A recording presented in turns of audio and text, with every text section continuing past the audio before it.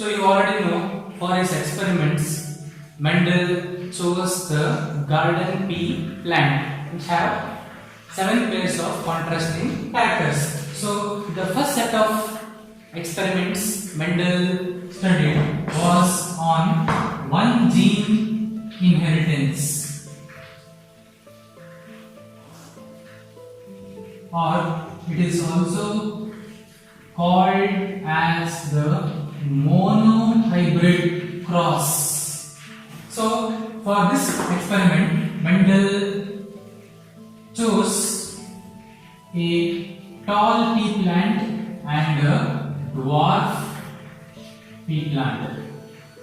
Now the specialty of this is that these are pure lines. Mendel chose a pure breeding tall pea plant and a pure breeding dwarf pea plant. What do you mean by a pure line? A pure line is one which has been observed for at least 6 to 7 generations, and they produce similar traits without any variation. For example, let us say a pure tall plant, the seeds collected from these plants will produce only tall plants, and this will continue for generations together. At least for 6 to 7 generations it should be seen. Then we can say that it is a pure line, which means there is stable passing on of inheritance. There is no variations. So this will always produce tall plants, and this will only produce dwarf plants without any variations. So Mendel chose pure tall plant and pure dwarf plant, and he crossed them, meaning he cross-pollinated them. We know that garden pea is a self-pollinating plant. It is a bisexual flower.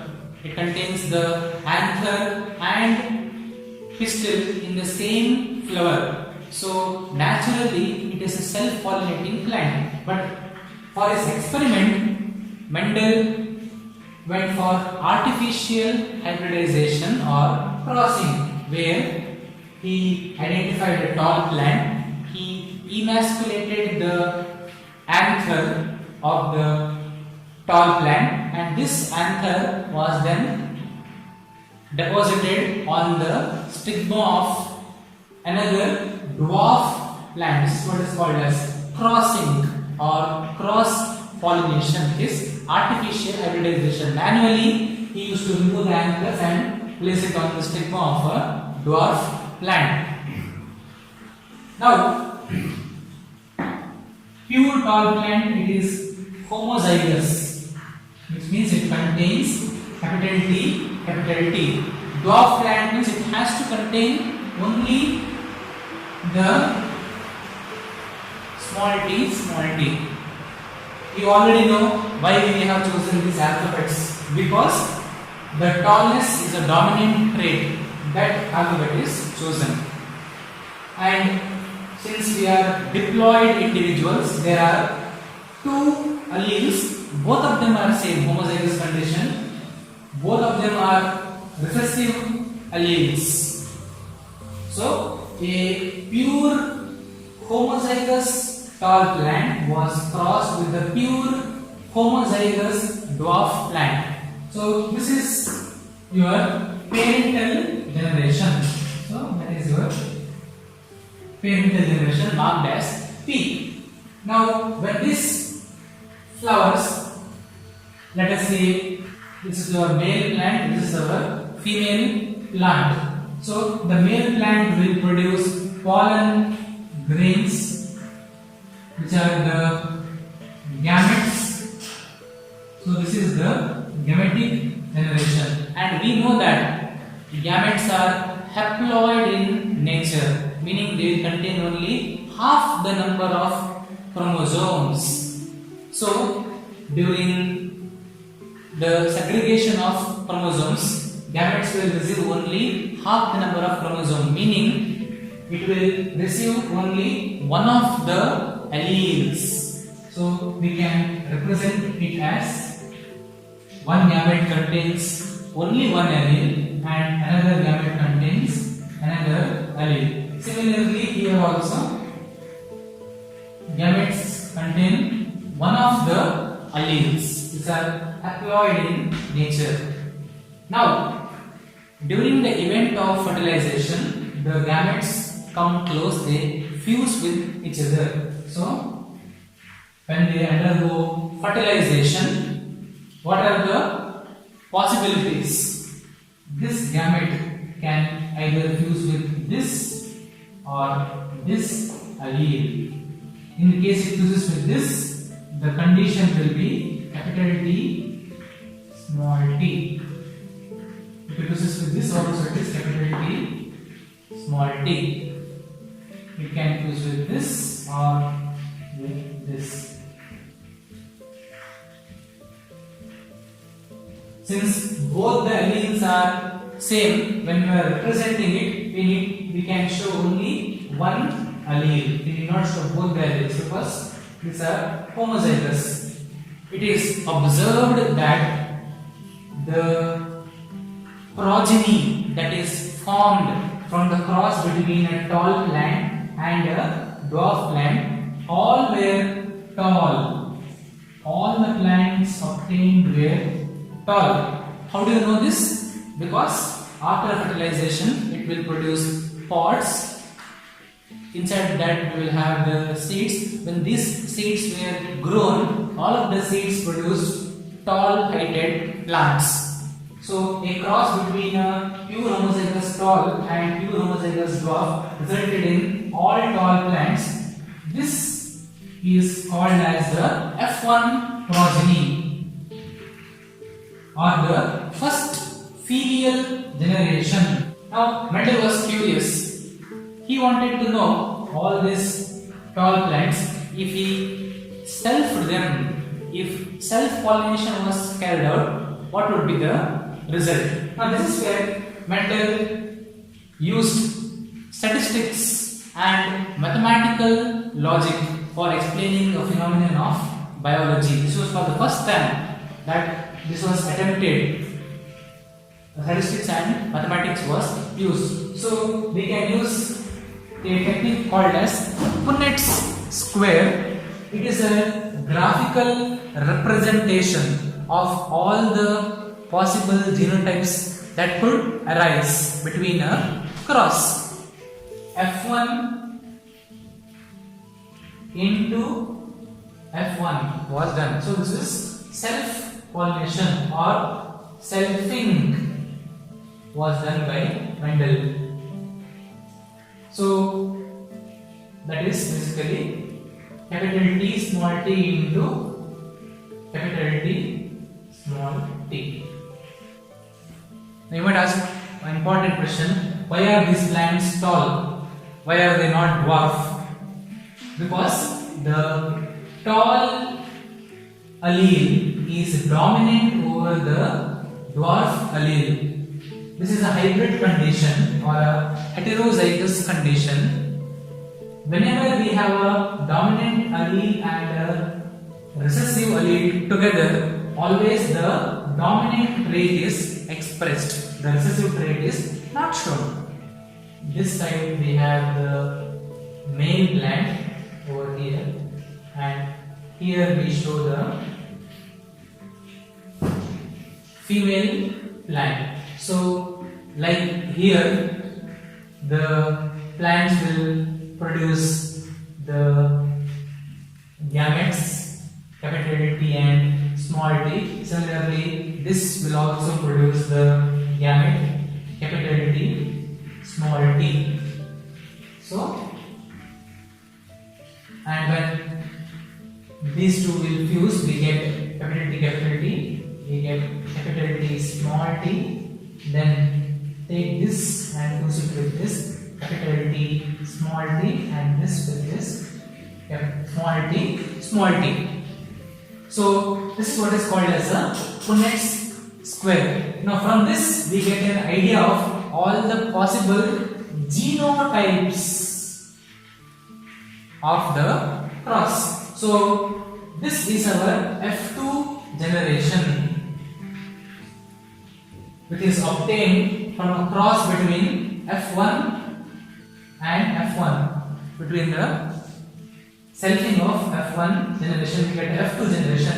In F2 generation, Mendel observed very curiously that the dwarf character, the dwarf trait which was absent in the F1 generation resurfaced, it came back, and rest of the plants were tall. So he did these experiments on all other contrasting pairs, for example between violet and white, round and yellow, wrinkled and inflated. In all these pairs of contrasting characters, he found the same result. That is, in the F2 generation, the recessive trait, it comes back, and after studying thousands of plants for 7 years, he found that the ratio of the tall plant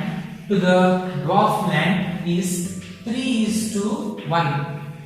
So 3 plants are tall whereas 1 is dwarf. So in the F2 generation, we get capital T, capital T, capital T small t, capital T small t, and small t small t. All these are tall, means their phenotype is tall, and this is dwarf. So the ratio is 3 tall is to 1 dwarf, or 75% of the F2 progeny is tall, whereas 25% was dwarf. So that is 3:1 ratio, which is the phenotypic ratio.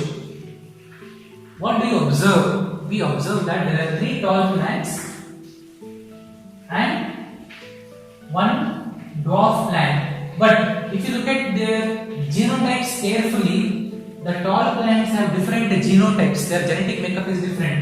This is homozygous tall, whereas the 2 are heterozygous tall. Therefore, the genotypic ratio is 1:2:1, where there is 1 homozygous tall and there are 2 heterozygous tall and there is 1 dwarf.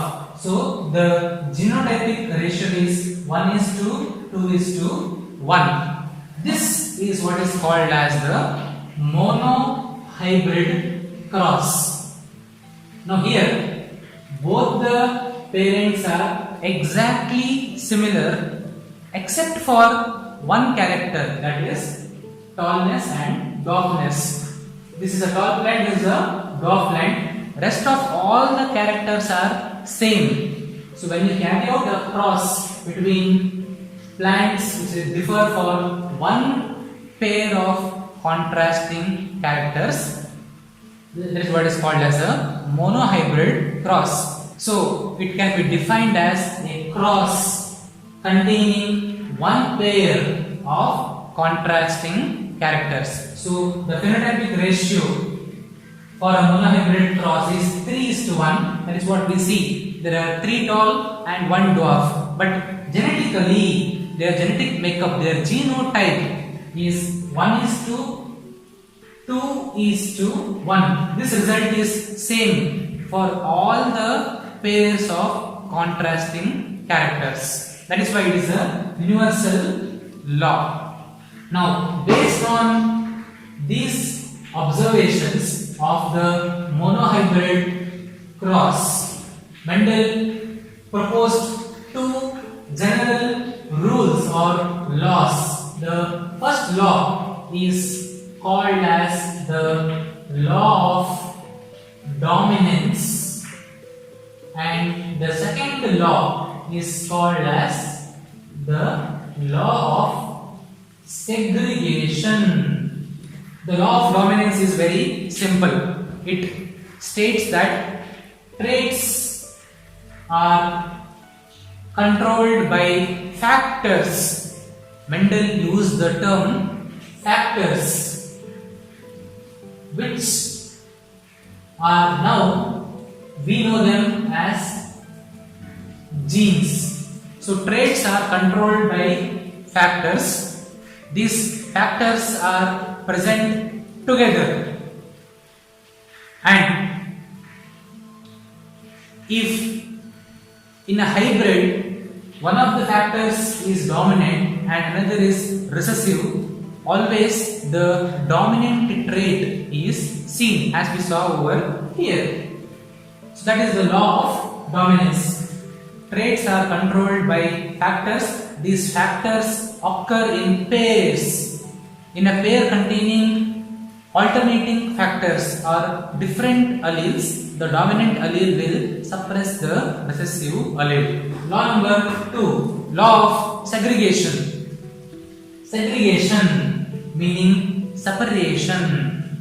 This law states that during gamete formation, that is what is here. During gamete formation, alleles separate from each other, meaning one gamete will receive only one allele, another gamete will receive another allele. That is the law of segregation, which states that during gamete separation, alleles separate into different gametes. And when will these alleles come together?